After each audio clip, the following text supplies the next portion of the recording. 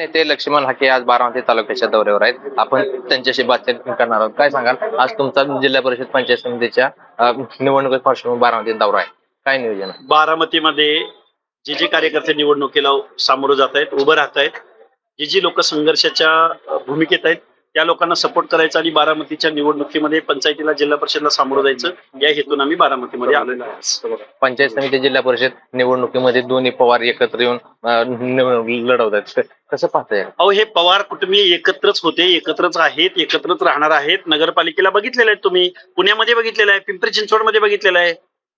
शरदचंद्रजी पवार गटानं जवळजवळ मागची नगरपालिकांची निवडणूक सोडून दिलेली होती. 25-30 नगरपालिकामध्ये 0 जागा शरद पवार गटाला मिळणं म्हणजे त्यांनी निवडणूक सोडलेली होती. त्यामुळे ते एकत्रच आहेत. फक्त महाराष्ट्राच्या जनतेच्या डोळ्यात धुळफेक करायचं काम या बारामतीमधल्या पवार कुटुंबियांनी चालवलेलं आहे. तुम्ही पुणे जिल्हा परिषद मध्ये सर्वच्या सर्व जागा लढवणार, कसं नियोजन असणार आहे? हे बघा, पुणे जिल्हा परिषदेमध्ये मुळशी असेल, भोर असेल, वेल्हा असेल, पुरंदर असेल, बारामती असेल, आमचं दौंड असेल, इंदापूर असेल, शिरूर असेल, खेड असेल, या सगळ्या भागामध्ये, हवेली परिसर असेल, या सर्व भागामध्ये जेवढे कार्यकर्ते सक्षमपणे निवडणुकीला सामोरं जाऊ इच्छित आहेत. काही ओबीसीच्या जागांवरती तिकीट न भेटलेले कार्यकर्ते असतील, सत्ताधारी वर्गाकडून पैसेवाल्याला तिकीट भेटतात, असे जे काही संघर्षशील कार्यकर्ते आहेत, सामाजिक कार्यकर्ते आहेत, वर्षानुवर्ष काम करतात जनतेमध्ये राहून, त्या माणसांचा आवाज बनण्याचा प्रयत्न आम्ही या पुण्याच्या जिल्हा परिषदेमध्ये आणि बारामतीच्या पंचायत समितीमध्ये निश्चित बनवू. युगेंद्र पवारांचं नाव चर्चेत येत आहे, ते आता जिल्हा परिषदेची निवडणूक लढवणार, असं काय सांगा? युगेंद्र पवार जर कुठं निवडणुकीला उभे असतील तर आम्ही त्या परिसरामधला एक सर्वसामान्य कुटुंबामधला तरुण आम्ही त्याच्या विरोधात करू. आणि ज्या पद्धतीनं पार्थ पवारला मावळमध्ये आसमान दाखवलं जनतेनं, त्याच पद्धतीने आम्ही युगेंद्र पवारला घरचा रस्ता दाखवू. कारण सगळं रस्ते तुम्हालाच, सगळी पद तुम्हालाच. राज्यसभेचे खासदार तुम्हीच, आमदार तुम्हीच, मंत्री तुम्हीच, उपमुख्यमंत्री तुम्हीच, कारखान्याचा अध्यक्ष तुम्हीच, सगळं तुम्हालाच. आणि ही कार्यकर्त्यांची निवडणूक आहे. उलट पवार फॅमिलीनं पुढे आलं पाहिजे आणि म्हणलं पाहिजे की पवार कुटुंबियापैकी एकही माणूस पंचायत समिती जिल्हा परिषद लढणार नाही. तुम्ही तर राव सर्वसामान्य कार्यकर्त्याच्या पोटावर पाय द्यायला लागलाय सरळ. बारामतीचे हे जे नेते आहेत, जे पिंपरी चिंचवडची जहागिरी समजत होते, जे पुण्याची जहागिरी समजत होते, त्यांना तिथल्या जनतेनं घाट दाखवलाय. त्यामुळे बारामती मधल्या लढाऊ कार्यकर्त्यांना माझी विनंती आहे, तुम्ही निवडणुकीला सामोरं जा, तरच आमच्या पुढचा आणि संघर्षाचा इतिहास लिहिला जातो. हाराकिरी करणाऱ्या किंवा कोणाचा तरी झेंडा घेऊन पळणाऱ्या कार्यकर्त्याचा इतिहास लिहिला जात नाही. गुलामीत गेलेल्या, खुजरेगिरी करणाऱ्या आणि मला काहीतरी दादाकडून मिळेल, मला काहीतरी साहेबाकडून मिळेल, अशा भिकेच्या आशेवर जे कोण काम करतात त्यांचा इतिहास कधीही लिहिला जाणार नाही.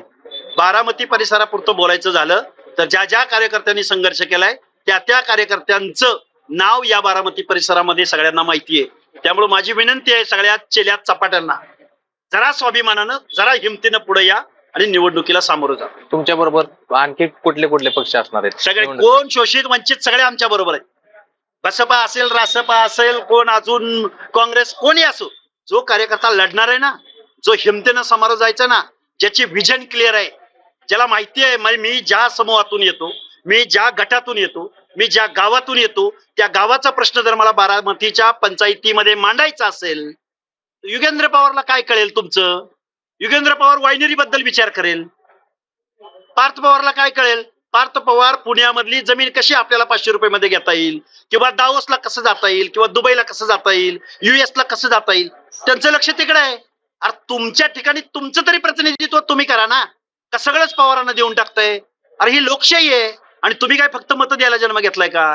तर तुम्ही तुमचा सुद्धा प्रतिनिधी या निर्णय प्रक्रियेमध्ये पोहोचला पाहिजे. हे लोकशाहीचं बेसिक तत्व आहे. पण बारामतीची जनतेनं काय गुलामीत गेली. विकास म्हणजे जर गुलामी असेल तर माझा त्यांना सलाम आहे. विकासाच्या नावाखाली जर तुम्ही गुलामी पत्करत असाल, आणि कुठला विकास? असमतोल विकास. आजही बारामती मधले 25 ते 30 गावं अशी आहेत, त्या गावामध्ये पिण्याचं स्वच्छ पाणी, देशाला बारामतीचं रोल मॉडेल दाखवणाऱ्या या पवार फॅमिलीला त्या 30 गावांना पिण्याचं पाणी देता आलेलं नाही. म्हणून आम्हाला बारामतीची पंचायतीची निवडणूक लढायची. जो कार्यकर्ता लढतोय त्याच्या पाठीशी ठामपणे उभं राहायचंय. नुकत्याच झालेल्या महानगरपालिका निवडणुकीमध्ये दोन्ही पवारांना शहरातील मतदारांनी नाकारले. आता ग्रामीण भागातील मतदार काय भूमिका घेतील? नाही, ग्रामीण हे बघा, त्यांचा विजय, त्यांचा विकास, त्यांचे हजारो कोटी ते कुणाकडे जातात, कुठल्या भागात विकास करतात आणि कुणापर्यंत पोहोचतात आणि सर्वसामान्यांचं काय, या प्रश्नाचं उत्तर आजही बारामतीकरांकडे नाही. या प्रश्नाकडे लक्ष वेधायला आम्ही आज बारामतीमध्ये आलोय आणि पंचायतीच्या निवडणुकीला ताकदीनं सामोरं जाऊ. नक्कीच हे येणाऱ्या काळात आम्ही जिल्हा परिषद पंचायत समिती निवडणुकीत ताकदीने लढू असे लक्ष्मण हाके यांनी सांगितलंय. मंगेश कचरे, साम टीव्ही न्यूज, बारामती. देश विदेशातील प्रत्येक घडामोडींचे लाईव्ह अपडेट मिळवण्यासाठी आता साम टीव्हीच्या सर्व सोशल मीडिया प्लॅटफॉर्मला लाईक, फॉलो आणि सबस्क्राईब करा. तसंच सर्व नोटिफिकेशनसाठी बेल आयकॉन प्रेस करायला विसरू नका.